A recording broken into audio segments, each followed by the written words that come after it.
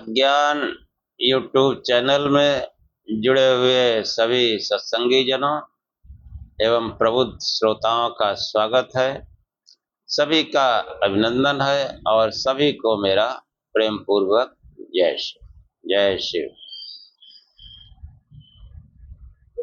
वैशेषिक दर्शन के 5वें अध्याय का जो प्रथम भाग था उसमें नोदन और दृष्ट आदि कर्म के कारण है ऐसा बताया गया, और वो नोदन और अदृष्ट जो कर्म के कारण है, नोदन मतलब किसी वस्तु में बल लगाकर कोई फेंक देना, बाढ़ चला देना, इसके पीछे नोदन क्रिया काम करती है। और कुछ अदृष्ट कारण होते हैं। और उसी प्रकरण को चालू रखते हुए ये दूसरा भाग भी 5वें अध्याय का आरंभ किया जाता है। तो शिष्य जो है जिज्ञासा करता है कि पृथिव्यादिगत कर्मों में नोदन कहाँ है, कहाँ अदृष्ट, यह स्पष्ट नहीं हुआ। देखो,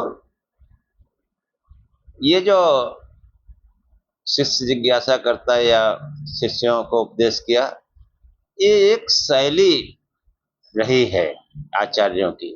जो प्राचीन आचार्य थे उनकी ये किसी ज्ञान को बताने के लिए एक ये शैली रही है। हो सकता है कि वो शिष्य रहे हो मौके पर या न रहे हो, लेकिन जो है ये एक शैली रही। क्योंकि कुछ ऐसे भी प्रकरण हैं जहां पर जो है ये प्रतीत होता है कि एक शैली है, वास्तव में ऐसा हुआ हो या ये निश्चय नहीं है। क्यों निश्चय नहीं है? कि ये विचारणीय है कि जैसे भगवत गीता का उपदेश किया गया। अब भगवत गीता का जो उपदेश है वो इतनी बड़ी बड़ी सेनाएं मौजूद है, युद्ध आरंभ होने को है, और उस समय जो है ये भगवत गीता को उपदेश श्री कृष्ण ने अर्जुन को किया। और भगवत गीता का जो उपदेश है लगभग 600 श्लोक हैं। उनको पढ़ने में, समझने में टाइम लगेगा। 600 श्लोक पढ़ना समझना इतना आसान है, और वो भी काव्य रूप में। काव्य रूप में कोई श्लोक पढ़ा जाता है तो उसका आम बोलचाल में उसका अर्थ भी समझाया जाता है। तो उससे प्रतीत होता है किसी महान संत योगी की ये रचना है जिसने पात्र बना करके जो है ये उपदेश किया है।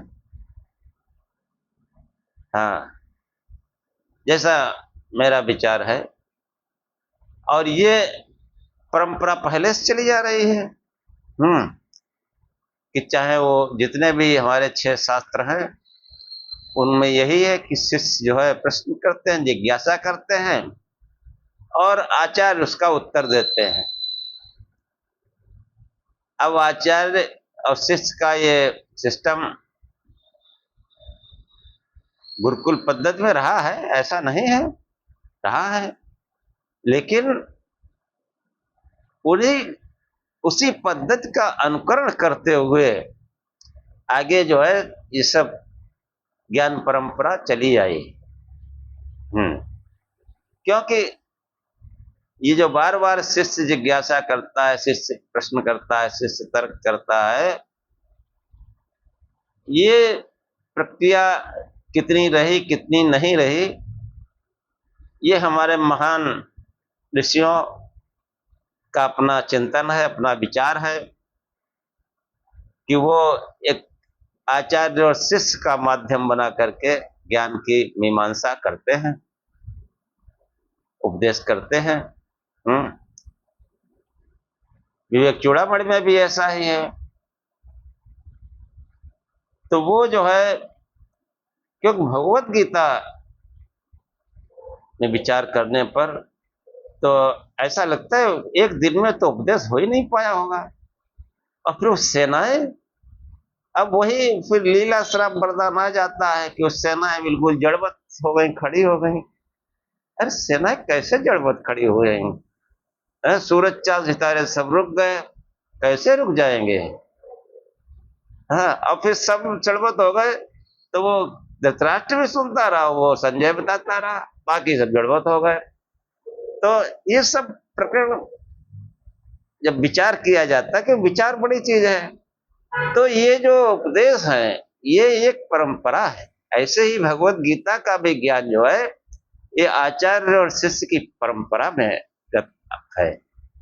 युद्ध के समय हुआ, कैसे हुआ, और आचार्य उसमें श्री कृष्ण है और शिष्य जो है वो अर्जुन है। और आचार्य का काम होता है शिष्य की समस्त जिज्ञासाओं का उन्मूलन करे और उसको जो है सत्कार्य के लिए प्रेरित करे, अपने कर्तव्य पथ पर प्रेरित करे। तो ये जो बार बार आप लोग सुनते हैं कि शिष्य जिज्ञासा करता है, ये एक परंपरा है। अब वो शिष्यों के मध्य उपदेश किया या अपने विचारों को इस वार्तालाप के माध्यम से प्रस्तुत किया, ये हमको ऐसा लगता है ये ज्ञान की परंपरा है जो आचार्य और शिष्य के माध्यम से दिखाई गई।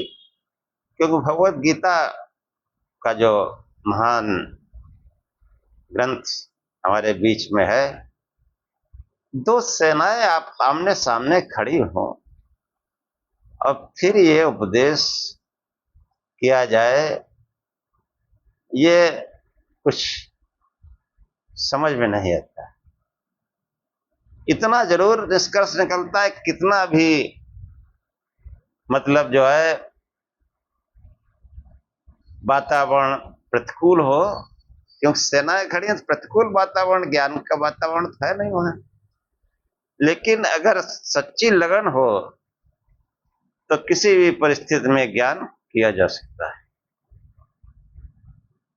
तो ये जो एक विषय हमारे मन में बराबर चल रहा था, उसको मैंने जो है स्पष्ट करने का प्रयत्न किया। और ये जो अध्याय है, पंचम अध्याय, ये इसमें नोदन और अदृष्ट जो कर्म संबंधित कर्म की परीक्षा 5वें अध्याय में की जा रही है। तो वो द्रव्य गुण कर्म इसलिए आख्यान में बताए हैं, कर्म गुण आना चाहिए था, कर्म की व्याख्या हो रही है। तो ये जो है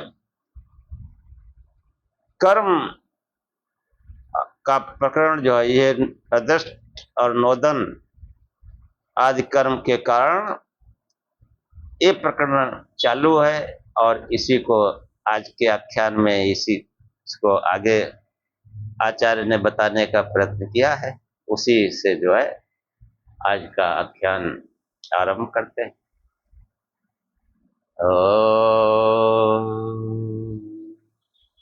असतो मा सद्गमय तमसो मा ज्योतिर्गमय मृत्योर्मामृतं गमय।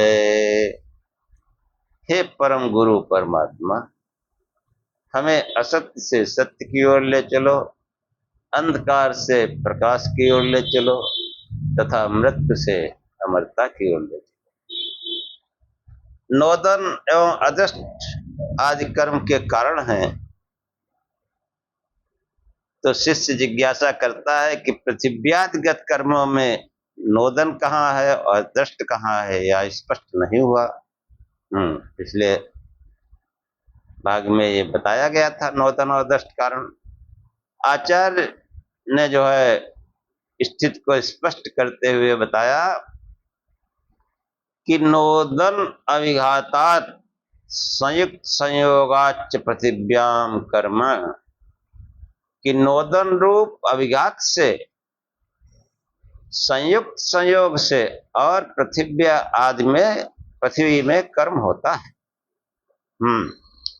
कि यहाँ कर्म पद उत्क्षेपण गत आदि साधारण क्रियाओं का बोधक है, अग्निष्टोम आदि यज्ञ विशेष का नहीं। या पहले स्पष्ट कर दिया गया कि पृथ्वी में ऐसी क्रिया दो प्रकार की है, एक दृश्य और एक अदृश्य। दृश्य क्रिया वे हैं जिनको साक्षात देखा जाता है, अनुभव किया जाता है। भूमि के अनेक भागों का स्खलन होना, टूटना आदि, भूकंप आदि का समावेश इसमें है। हाँ, ये जो है इनको साक्षात देखा जाता है, इनका अनुभव किया जाता है। और ये जो है नोदन पद का अर्थ जो है तीव्रता के साथ किसी पदार्थ का अन्य से संयोग होना, जिससे संयुक्त पदार्थ प्रेरित हो जाता है। उससे संयुक्त पदार्थ मतलब उससे जुड़ा हुआ पदार्थ प्रेरित हो जाता है। संयुक्त का मतलब यह नहीं कई मिलकर, संयुक्त मतलब उसके प्रभाव से। कि जैसे हाथ में पत्थर है तो पत्थर हाथ से संयुक्त होने पर वो फेंक दिया जाता है। तो ये जो है जिससे संयुक्त पदार्थ प्रेरित हो जाता है और गति के लिए बाध्य हो जाता है, उसी को सूत्र में स्पष्ट जो है करने का प्रयत्न किया गया, स्पष्ट किया गया कि जो है,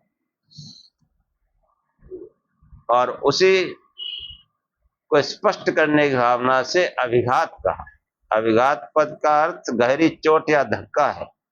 तीव्र वर्षा, तीव्र वेग युक्त वायु और विद्युतपात, जिसको वज्रप्रहार कहा जाता है, आज से भूस्खलन एवं भूखंडों का टूटना देखा जाता है।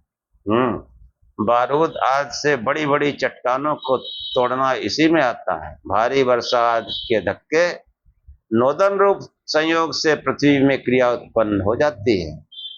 यहाँ उस कर्म का समवाय कारण पृथ्वी, गत्याश्रय भूखंड, गत्याश्रय मतलब जितने भूखंड में होता है वही गति का आश्रय है। तो बादल फटते हैं तो पूरा सब मालूम पड़ा किसी गांव में फटा तो गांव का गांव गायब हो जाता है। तो ये जो है उस कर्म का जो समवाय कारण पृथ्वी, गत्याश्रय भूखंड, असमवाय कारण उन पदार्थों विद्युत, झंझावात, वर्षा आदि का संयोग है। इसके अतिरिक्त संयोग कहीं पर पृथ्वी में कर्म का जनक होता है। बहुत से गैस आदि विस्फोटक पदार्थ आपस में संयुक्त होकर पृथ्वी के संपर्क में आते हैं। संयुक्त पदार्थों का पृथ्वी के साथ ये संयोग पृथ्वी में कर्म पैदा कर देता है। पृथ्वी हिल जाती है, कांप जाती है। पृथ्वी में ऐसी गति कभी भारी दबाव गुरुत्व के कारण हो जाती है। पृथ्वी के अंदर होने वाली अनेक क्रियाओं का स्पष्ट ज्ञान नहीं होता। विविध अज्ञात क्रियाओं व परिवर्तनों के अंदर के भूभाग संकुचित होकर स्पेस छोड़ सकते हैं। उसको भरने की नैसर्गिक व्यवस्था से ऊपर का दबाव उस प्रादेशिक भूभाग को हिला व झंझोड़ देता है। विशेषज्ञों के निर्देशानुसार बिहार में बहुत पहले एक भूकंप ऐसे ही आया था। पृथ्वी की दूसरी प्रकार की अदृश्य क्रिया के विषय में सूत्रकार बताता है। अदृश्य क्रिया ये जो है नोदन हो गई। अब अदृश्य क्रिया समझो कि तद विशेषण आदृष्टकारिताम, तद विशेषण यानी मतलब उसके भेद से अदृष्टकारित है वह पृथ्वी का कर्म। पृथ्वी की अदृश्य क्रिया हमें न देखने वाला कर्म है। पृथ्वी का निरंतर अपनी कीली पर तथा सूर्य के चारों ओर घूमना अन्य कोई क्रिया कहीं हो या न हो, पर ये क्रिया अहिर्निश चलती रहती है। रात दिन पृथ्वी जो है घूमती रहती है, और सूरज के भी चारों तरफ घूमती है, अपनी धुरी पर भी घूमती है। ये क्रिया बराबर चलती रहती है। हाँ, और कोई क्रिया हो या ना हो, ये क्रिया चलती रहती है। सूत्र में जो विशेष तद विशेष विशेषण अदृष्ट कार्यता। हाँ, विशेष पद का अर्थ है भेद अथवा व्यतिरेक। गत सूत्र में पृथ्वी की दृश्य क्रिया के जो कुछ हेतु बताए गए, उनसे भिन्न व्यतिरिक्त है अदृश्य क्रिया का है। जो भूकंप अतिवृष्टि ये सब तो दिखाई देते हैं नोदन क्रिया, और ये जो पृथ्वी जैसे घूम रही है, अपने दूरी पर भी घूम रहे, सूरज के भी चारों तरफ घूम रही, ये क्रिया हमको दिखाई नहीं देती है।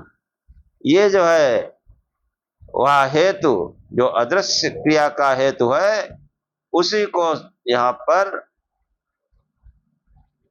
मार्स कड़ाद ने जो है अदृष्ट बताया। भले ही जीवात्माओं के धर्म अधर्म का ग्रहण अदृष्ट पद से किया जाता रहे, पर वस्तुगत्या यहाँ इस पद का तात्पर्य जगत सर्ग विषयक ऐश्वर्य व्यवस्था से है, जो प्राणी मात्र के लिए अनायास अदृष्ट है। कि जो जगत व्यवस्था है, सृष्टि रचना है, वो भी अदृष्ट है, और वो जो है ईश्वरी व्यवस्था है जिससे होता है। जो प्राणी मात्र के लिए जो है अनायास अदृष्ट है, वह व्यवस्था मानव की गति एवं क्षमता के बाहर है। उसी व्यवस्था के अनुसार पृथ्वी आदि में यह क्रिया हुआ करती है। इसका समवाय कारण पृथ्वी तथा असमवाय कारण सर्गानुकूल प्रयत्नवद ईश्वर संयोग है। अन्य धर्माधर्म आदि सब साधन यानी निमित्त कारण है। अदृष्ट देखो, सृष्टि रचना कैसा है कि एक तो सबसे बड़ी चीज जो समझने वाली है कि सृष्टि रचना ईश्वर की है। ईश्वर हमको नहीं दिखाई देता, उसकी रचना दिखाई देती है, और वो रचनाकार प्रकृति की हर वस्तु में मानो छिपा हुआ है, छिपा हुआ है, और अंदर अंदर रचना कर रहा है। जैसे वो अंदर है, छिपा हुआ है मतलब अंदर है। हृदयार बिंदे, वो हृदय में निवास करता है, और उसकी रचना कैसी अदृष्ट। हाँ, कि जैसे, और ये मनुष्य है, ये भी उस परमात्मा की सर्वोत्कृष्ट रचना है। कि देखो,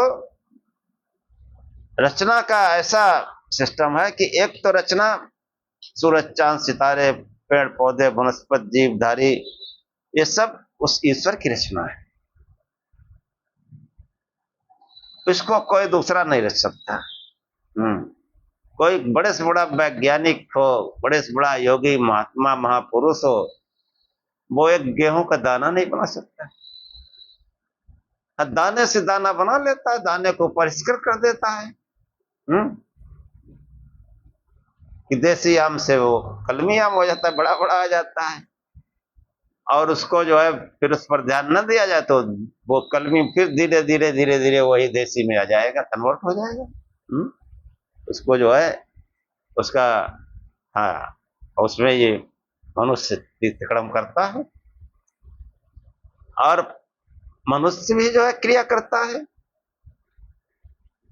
कि घर मकान रोड नाला नाली, हाँ, हाथ में मोबाइल टीवी हवाई जहाज, ये सब भी ये रचनाएं मनुष्य की है। हाँ, इनके मूल सामग्री तो परमात्मा के ईश्वर की बनाई हुई, लेकिन उसमें भी जो है ये तमाम जो है बड़े बड़े महल, बड़े बड़े मानव कल्याणकारी वस्तुएं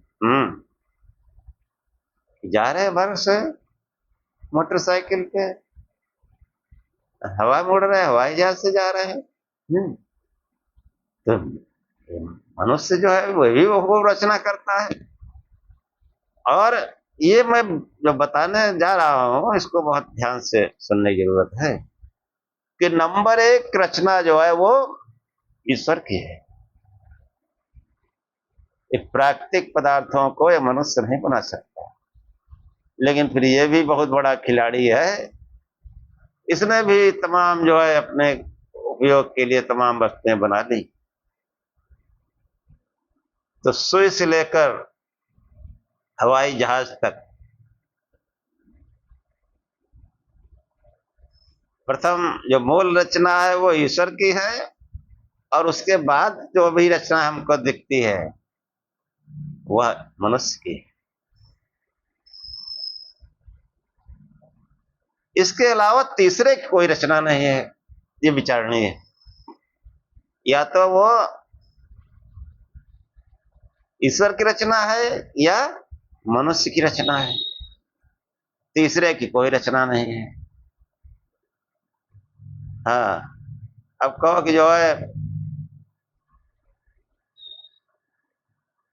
है चूहा बिल बना लेता है, ये रचना हो गई। पक्षी घोंसला बना लेता है, भैया पक्षी तो बहुत घोंसला बढ़िया बनाता है। तो ये प्रकृति प्रदत्त कुछ जीवों में गुण है कि मनुष्य जो है इसमें प्रकृति प्रदत्त नहीं, इसने दिमाग लगा के अपना जो है रचना की और तमाम नई नई खोजें करता जाता है। इसलिए जो है इस संसार में पहला स्थान जो है वो ईश्वर का है और दूसरा स्थान मनुष्य का है और तीसरा कोई नहीं।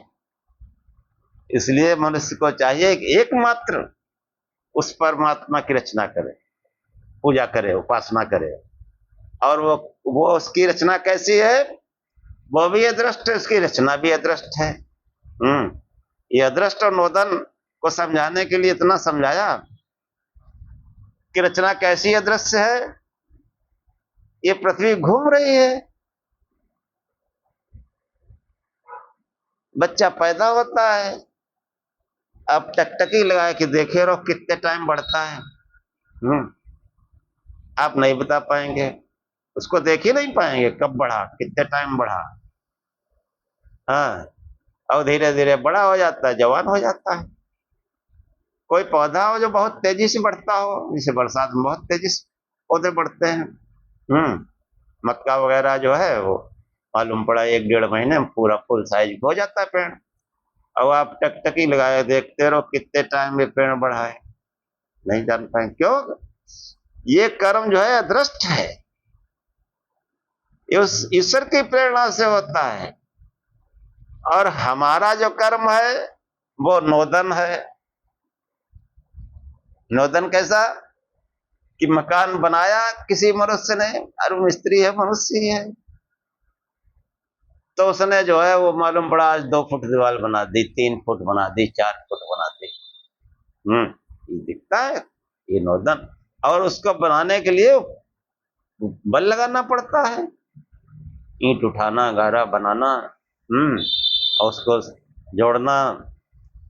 तो ये जो मनुष्य की रचना है ये बाहर बाहर, और परमात्मा की रचना अंदर अंदर अदृष्ट। और दो की ही रचना है। हम जब से हमने जन्म लिया है, हमारे उपयोग में जो भी वस्तु आई है या तो ईश्वर की रचना है या फिर मनुष्य की रचना है, तीसरे कोई रचना नहीं है। जब तीसरे कोई रचना नहीं कोई, तो हमारे लिए तीसरा कोई उपयोगी है ही नहीं। या तो मनुष्य उपयोगी है या ईश्वर है, उसने हमारा जीवन के लिए जो है बड़ी बड़ी चीजें दी हैं, फ्री में बड़ी बड़ी चीजें। देखो वायु सांस ले रहे हैं जरा, भगवान ने ही बनाई है। और फ्री, पृथ्वी भी फ्री बनाई रहने के लिए। हम कब्जा करना चाहते हैं इसलिए कुछ कीमत चुकानी पड़ती है।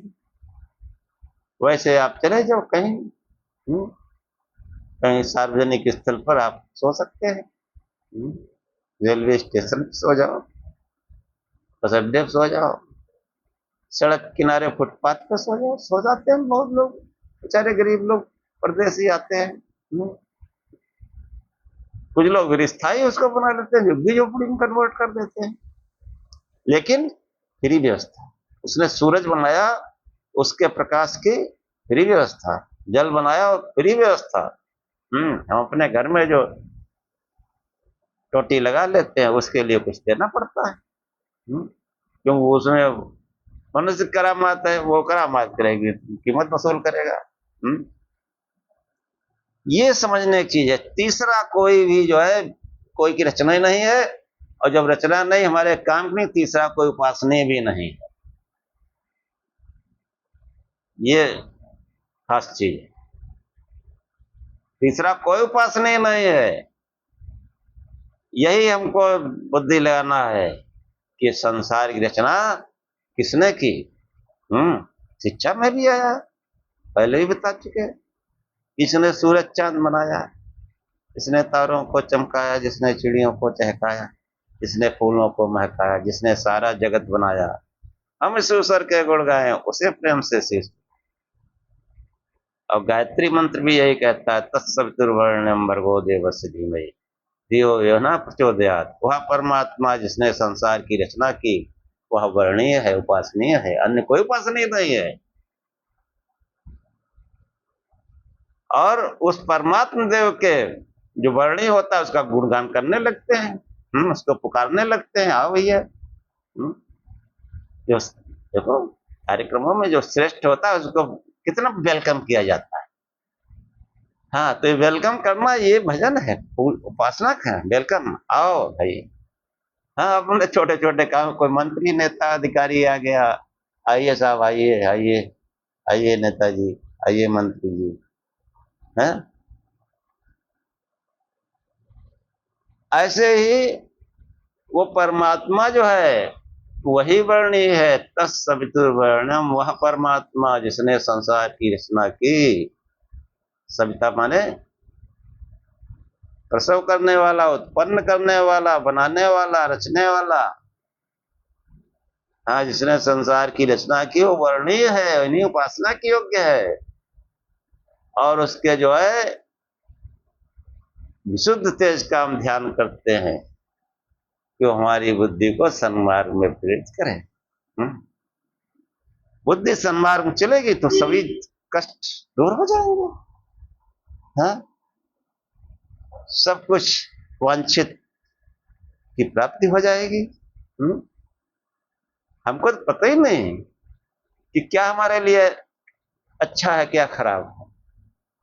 उस परमात्मा को पता है, जगत पिता है वो, उसको पता है। और एक हमारा सांसारिक पिता है, जो बड़े बुजुर्ग हैं, वो भी पिता की तरह हैं, वो भी हमारे पिता ने इतनी सोचते हैं। हम कोई काम उल्टा सीधा करने चलते हैं, हमको वही उसी में मजा आ रहा है, हमारे बड़े बुजुर्ग मना करते हैं, बेटा ऐसा मत कर दो। तो ऐसे ही वो परमात्मा, उसको जब प्रकाश स्वरूप से ध्यान करते हैं, वो हमारी बुद्धि को सही दिशा में प्रेरित करती है। फिर जो है कोई शुभ अशुभ की गुंजाइश नहीं रह जाती, जो कुछ होगा शुभ ही होगा। तो ये जो नोदन और अदृष्ट के बारे में जो बताया गया, उसको मैंने अपने विचार से समझाने का प्रयत्न किया।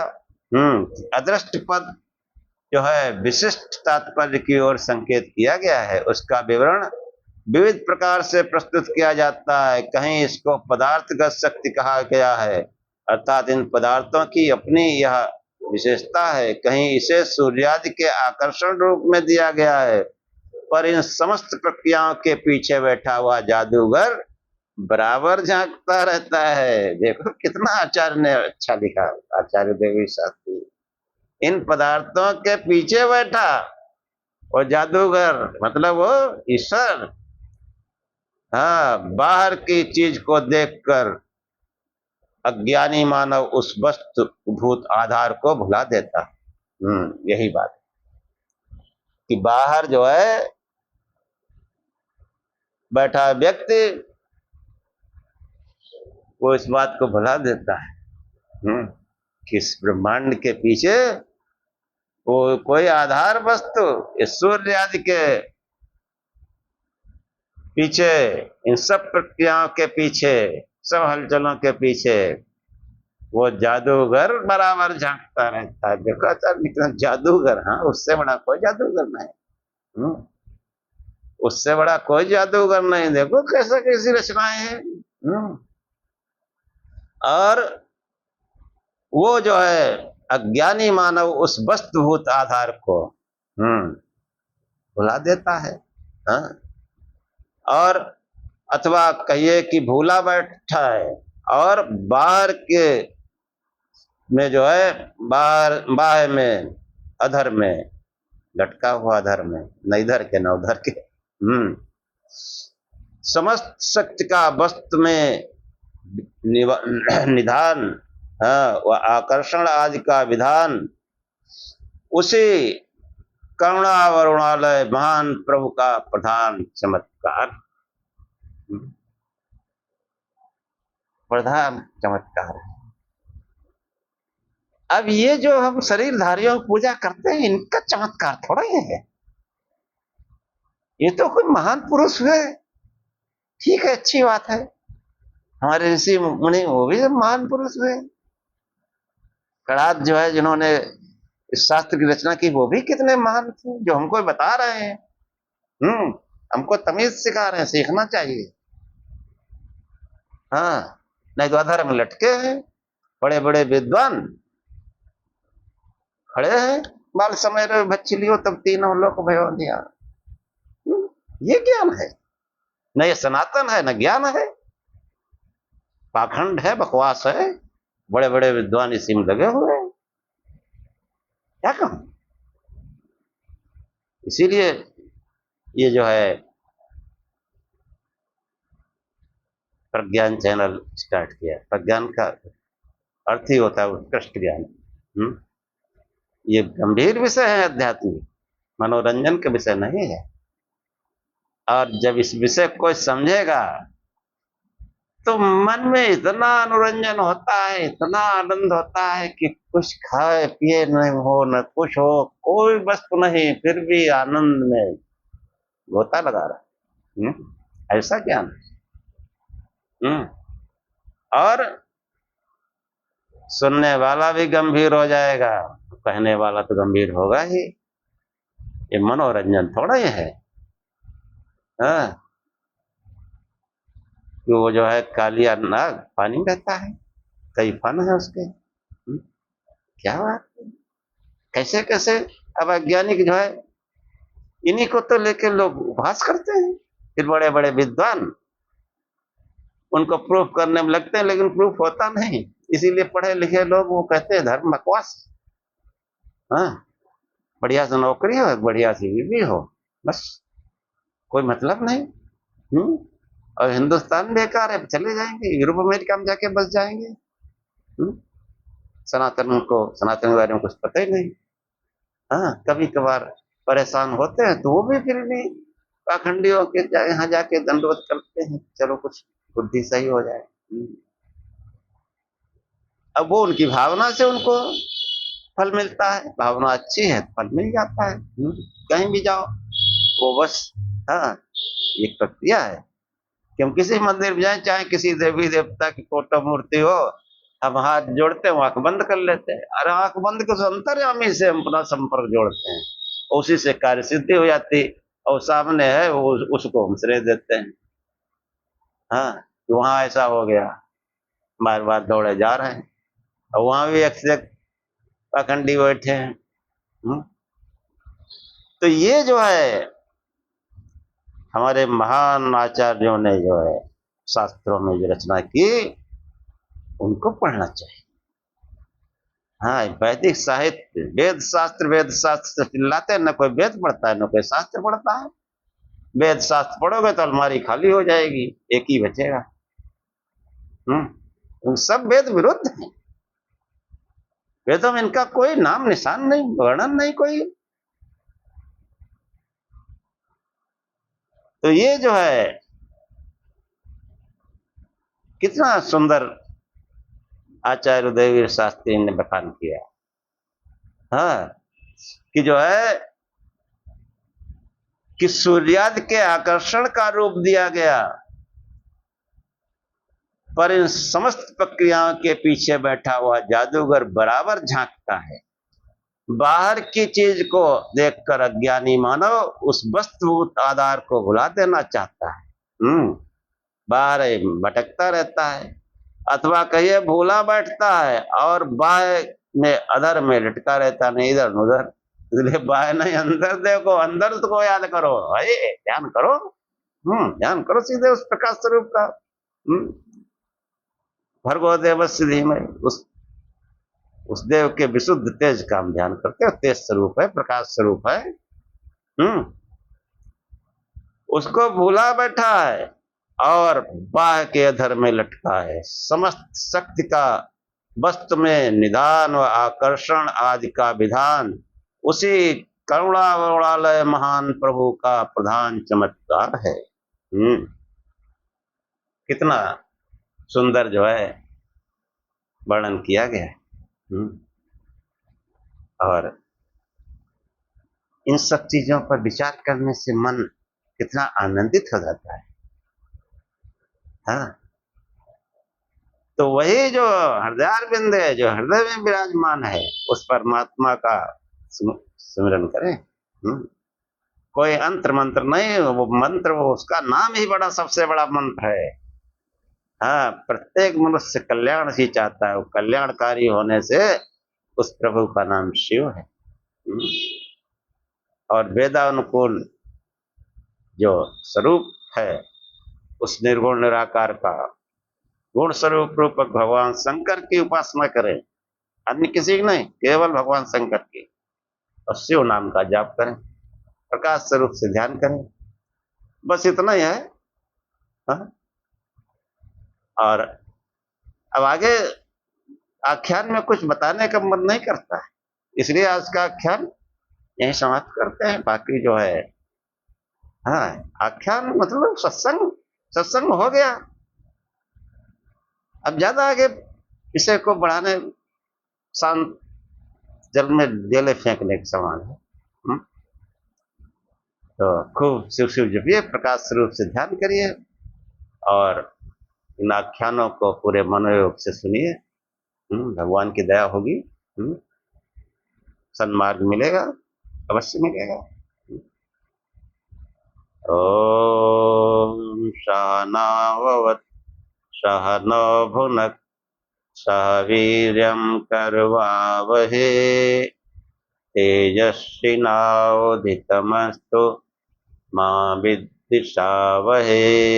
ओम शांति शांति शांति।